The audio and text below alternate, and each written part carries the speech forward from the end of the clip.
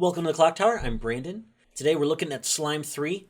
This Slime 3 is just around the corner, and we're excited to see it come in. So I'm going to be gone next week, so we're jumping in ahead of time, getting this in a little early. We know what's coming out with the set, and so we wanted to get this out now. As of the time of recording, there's a rumored stream that's supposed to happen this Friday. It has not actually been announced by Bushy Road. It's been mentioned from people that were at the panel that Bushy Road is supposed to have this stream happen on Friday. So this is before the stream that may happen. So if there's any kind of ban list or if there's any kind of updates as to what's going to happen for releases, this is before that. Just wanted to put that preface in before we dive in. Looking at Slime 3. Slime 3 does a couple different things, and so I really want to put this list out ahead of time because I wanted to take a deeper look at Slime as we go through this. So this list specifically is the 8 pants list. This goes off of the level 1 combo from Slime set 1, along with the new combo at 2 from Slime set 3. So the reason we're able to do combos 1 and 2 are because level 3 has basically an off finisher, so a finisher that does not require a climax combo, that is effectively acting like a finisher. So let's look at the top end first and kind of work our way backwards. So at level 3, we have this Maru on play heal, and it has an experience condition. You have to have yellow, red, and blue in level to be able to do the secondary effect. On attack, pay 1, ditch 1, specifically a character, reveal the top card of your deck, and deal damage based on that card's level +1. So pay 1, pitch 1, minimum burn 1, which is not terrible. Being an off finisher and being able to do an additional burn along with your attack gives you a couple different instances of damage here at the top, which exactly what you're looking for, exactly what you're hoping to see. You're still kind of playing that compression game, but not as significantly into memory as you once were. So it's kind of interesting to see how this deck kind of folds out. Just that extra instance of damage per Maru and potentially being able to tri-field this across at the top, I think is pretty significant. Looking at our level 2 combo, this is the new combo from the set coming up. We have this Muran. It's a 2-1. If you have 2 or more other characters, this gets 5,000 power, so it sits at 10-5 at level 2. Also combos with a pants combo that allows you to, if you have full field of the Demon Continent characters, you can search your deck for a character and then stock charge a character from waiting room. Very reminiscent of Alice, except it searches instead of salvages, which is really interesting. So being able to, if you tri-field this, you're actually pulling 3 from your deck. So you're actually kind of technically compressing your deck a little bit. It's also a little bit better after refresh, whereas Alice is really good before refresh. This is really good after a refresh, which makes sense, especially if you're trying to refresh about that kind of, get that best clock compression, refreshing at, let's say, 1-6. Then going into level 2, pulling this down. Yeah, the timing is a lot better with this for the search. Search is fine. But being able to sit at 10-5, climax 11-5, yeah, it's doing exactly what it needs to do at 2. It's the power threshold of what you're hoping to be defensively. Sitting at 10-5 by itself. There's a couple other things that help increase that and make that a little bit better, and make it definitely a little more worthwhile to keep that power threshold, and we'll kind of talk about that when we get there, but that power threshold usually sits at about 12-5 defensively, backs that up to about 15-5 with the memory kick counter, which, because you have the search function on the climax combo itself, you can get the counter into hand relatively easily. Overall, it's a pretty good combo to be able to pair with that, and I think it's definitely useful in that mid-game to get the resources you want for the end game. Pairing off with that is our level 1 combo. It's our level 1 Shizu combo. This is, again, the cigarettes combo, the on-attack mill 2 salvage character based on the level of those 2 cards combined. Sits at 7k on attack. Defensively sits at 4, but that's perfectly fine because when it gets reversed, you reveal the top card of the deck, and if it's a character, it goes to memory. So you still get a couple cards of compression through memory. You're not going as heavy into memory, but being able to just kind of remove this from the game. So when you're getting into your later game, you have a little bit thinner deck, combined with the compression of searching with your combo. Yeah, that you're doing exactly what you need to do. Searching with a combo also makes you a little more compressed, so that way you can probably trigger more often, so you can trigger that pants back to hand and loop the combo. Right? So you're going to loop that level 2 combo. Level 1 combo helps enable that by disappearing from the deck itself. With that in mind, that's kind of like the game plan in reverse, right? Level 1 combo to level 2 combo to the level 3 Maru off finisher to close the game. That's kind of the generic game plan. To help get that into play, Starting off at level 0, we've got a couple different tools to be able to help us to get those pieces where we need to go. First off, we have the new Ricky. This is our effectively Aqua Ricky, like what we're very similar to. On attack, you get to choose a character and give that 1500 power. So a little bit of power pump at 0, which is actually really helpful to help get some things over other levels of 0 pieces, or pair this alongside our level 1 combo to get those things over, push those up to 8-5. It's a really useful tool to power pump, but also to potentially get cards into hand. The second ability being a pay 1 clock self from top of deck, to then look at the top 2 cards and add any characters among them into your hand. So a potential pay 1 clock self +2. It's 2 random cards off the top of the deck, so potential 2 characters. Does have the potential for fail, but being able to +2 I think is actually really important, and not necessarily needing specific characters isn't terrible either here, because you have a lot of tools to be able to help get the cards you want. We also run the Benny Maru level 0. This is our Climax Swap. We do have a Climax Swap in blue, but with this one, it has the other ability being on play, look at the top card of your deck and either keep it on top or put it into waiting room. So you could potentially just mill a card off of your deck. The other one is kind of look at the top 2 cards and rearrange. So they both have really nice benefits. So at that point, then it becomes, what do we want to see and what colors do we want? The other one being blue and this one being red. I ended up going with red because just for color-wise. I think color-wise is actually somewhat important here. But also potential mill off the top of the deck too, so that way if there's a card that I don't actually want to trigger, or I do, I can just get rid of that way. It also potential scry at the top for our endgame combo. So for example, if we know it's Climax on the top of the deck in the endgame, we probably just want to mill that off, so it could potentially deal a little bit more damage. Or if we know it's a level 2 or level 3, we can know to swing which lane first. That just extra piece of mill, though, I think is actually what's important here, and so that's why I run this one as that. Next, we have a new Brainstorm. The first ability is if you have the 2/1 Shuna on board, then all of your other characters get 1000 power. So the first ability doesn't really come into play until level 2. Outside of that, it's a search Brainstorm, a pay 1 rest self search based on number of climaxes milled. So again, you're kind of also digging a little bit into your deck that way. This is actually a pretty significant difference from our last one being typically the salvage Brainstorm. So this combined with the search combo, all of a sudden our salvage access has been significantly cut. Which is in part why running this along with the Climax Swap, where you can potentially mill 1, to try to turn this into a little bit bigger Brainstorm, so we can try to make sure we get the pieces that we want. So that way when we get out of our first deck, we have gotten all the pieces we need, and then we're able to refresh the deck and then get the pieces again.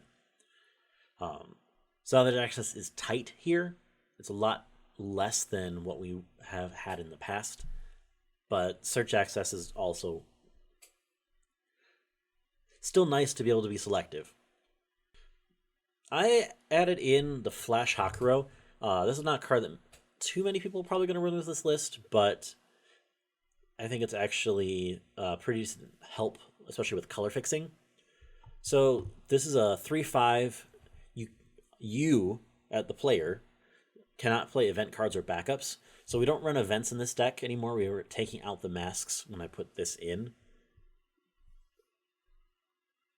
But it also comes with the ability of that when your battle opponent becomes reverse, you can you can stock kick that character essentially. So, for example, you can remove somebody else's Aqua Ricky, clear it, and send it to stock instead of waiting room. Pair this with the Shuna level 0, and all of a sudden you're sitting at 5 at level 0, removing things from board. So that can be actually pretty helpful, even in level 1. It's not against some decks, where some decks are sometimes really small, aka the mirror. This will actually step over those level 1 pieces and send them to stock, so they wouldn't be able to get their memory condition.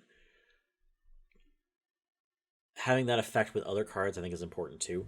So like, for example, you could on the backswing of, say, Danmachi, you could remove Danmachi with that kind of combination. So if there are other cards specifically like that that have that kind of like additional advantage for going to waiting room, you can end those things right away. For example, this also will stop the Chiuri effect. So even if SA is running Chiuris, they can you can say, no, we're not going to deal with that today. Or, for example, when Hololive comes out and there's the level 0 Ame in play, you can say, no, we're not dealing with this today. And you kind of prevent some of those mill functions and mill tools that they have.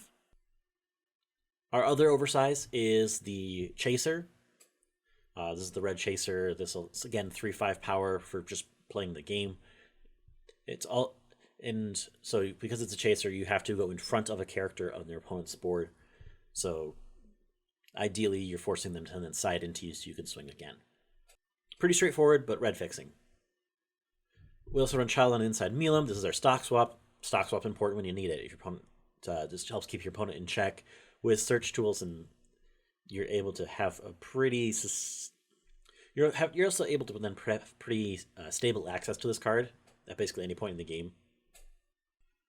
So being able to have access to this card, I think, is important, and because it's a 0, you can kind of play this at the exact time when you want to be able to most maximize the damage they would do to your opponent. Head of Monsters Rimuru, we also run that one as well. This is our Chiuri effect. This is against the more mill at 0, trying to get level 1 or higher cards. So we run a lot more level 1 or higher cards in this deck than in decks past, so we can try to get some of those pieces ready to go. Rounding out our 0 lineup, we have the Rimuru Tempest. I prefer this one as kind of the filter tool. It also ditches climaxes to be able to salvage characters. With Pants, you're getting climaxes into hand significantly more frequently. So a double filter card like this, we're also able to, on play, look at the top card, and if it's a character, add it, ditch any card, to potentially get through 2 different climaxes in a single play of a card, and turn those into 2 characters. Is why I run this card. It's also yellow fix technically as well, but just that additional double filter, especially with 8 Pants, I think is a fantastic tool to assist that. But that's our 0 lineup. So essentially with the 0s, we're essentially trying to control the board a little bit, trying to get resources, and trying to mill significantly through our deck. So between all those things, we have the utility to mess with our opponent, the mill to try to get to the right deck states that we want, and the tools to be able to add cards to hand. At level 1, smaller lineup of cards, a little different. So we'd run the 1/0 Bonder. This allows us to be able to ditch a character to go get our 2/1 combo from deck. So get just another tool to be able to pull things out of this deck. It's also, if you're playing the game, this character gets an additional 2/5 power, so it sits at 6 with Clock Encore. So you can clock a character from your waiting room into your clock, so you can make sure you get the right color that you need for your levels to be able to keep this around. So it's a character that allows you to be able to sit at a decent power threshold at 1. Obviously, if stuff like Alice with 2 1s on board, sitting at like 11, are existing, this is a more difficult card to run with that way, but having the bond for our 2/1 combo I think is actually important as well. So for example, off of our Shizu combo, if we, in the cigarettes, can only get a level 1 character or lower, we can use this to then get the 2/1 on the following turn when that has been refreshed into the new deck. So just having another card with a potential out to be able to get our combo, I think is actually really important. So that's why I run it as a 2 of. It's not the must play every game, but it is a card that when you need it is really helpful to have. And there's certain instances when that is actually beneficial. I do run the 1/0 Ramaris. This is the same thing that we've been doing this whole time. This helps us get our memory condition. This helps get the pieces in play. I don't run the 3/2 Shizu, which is like the benefit of running this combo too for level 1. I run this one specifically to try to get that pay 1 plus to stage benefit. Plus, you can also essentially bring out these like 3/5s that can actually like do things on board when they're out here. Looking at you, Flash Hokuro. So like you can just spawn these things to stage and then get the benefit off of it as well. So like this is a tool to keep playables to turn convert stock into playables on field. So it's kind of just more of a utilitarian benefit here. It also could help us get our level 1 combo from Waiting Room 2.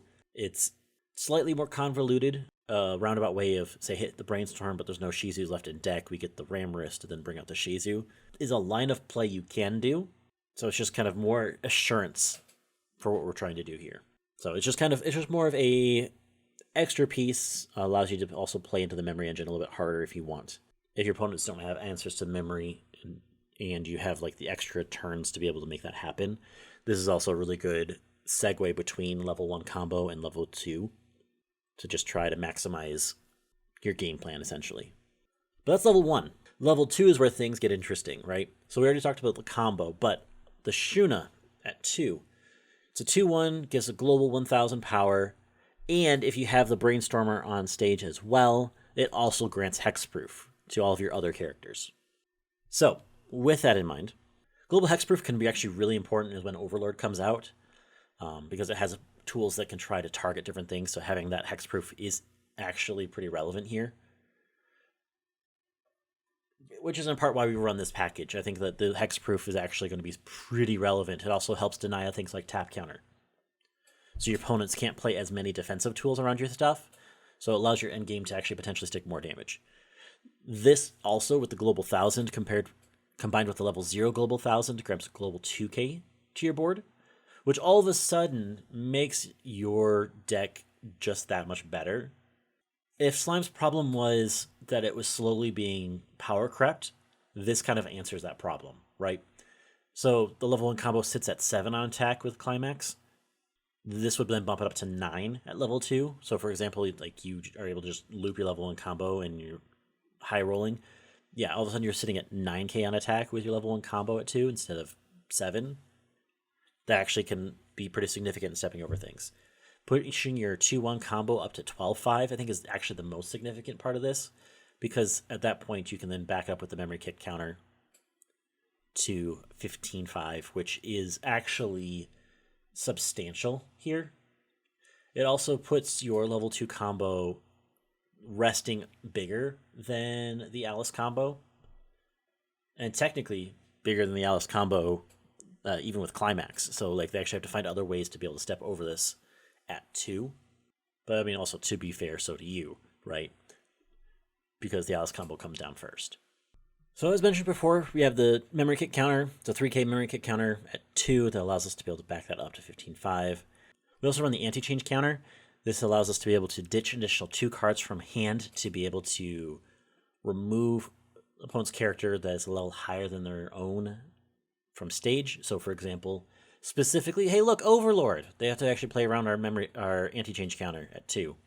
So if Slime is able to get to level 2 first, which since we actually have cards that can clock ourselves to get there a little bit more efficiently, so we get to 2 first, so when Overlord hits 2, they have to play around the tap counter and essentially stall out a turn than that would normally they would prefer to do.